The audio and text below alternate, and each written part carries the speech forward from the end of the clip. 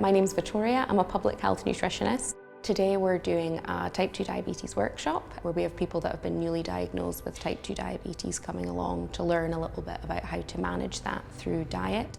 We talk about the main food groups, how to build meals including all of those food groups, and talk about adaptations to recipes and cooking and snacks that they can make that will hopefully help managing their type 2.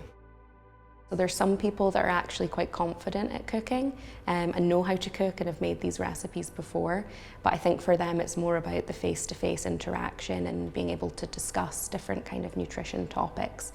Then there are people that have no experience cooking, so it's really varied and it depends on the group. So it's introducing them to new foods, but also just how to incorporate other ingredients into meals that they might already make at home.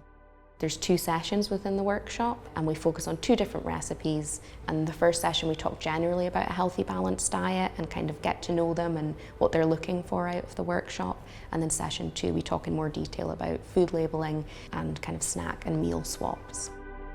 If you're going around doing a decent sized shop, then by the time you've done it... So we'll chat a bit about the different ingredients that we're using, alternatives that they could use at home if they're not a big fan of chickpeas or they want to try something else. I'll make the dish while we're kind of having a discussion around their nutrition and type 2 diabetes while the curry's cooking, and then we'll taste it at the end and I'll get their feedback around the curry if they liked it, and then they get a wee bag home with them to make it at home.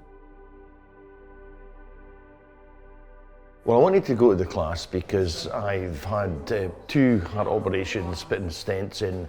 I was diagnosed as being pre-diabetic and then diabetic, and that made me realise that I was going to have to do something about my general health. And obviously the question of what I ate and how much I ate was part of what was causing me problems.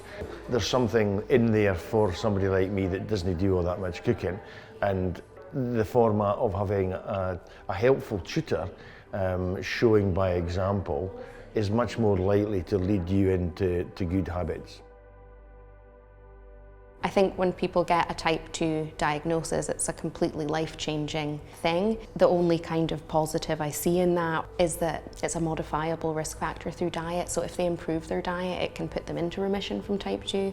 And that's quite motivating for a lot of people to try and get there.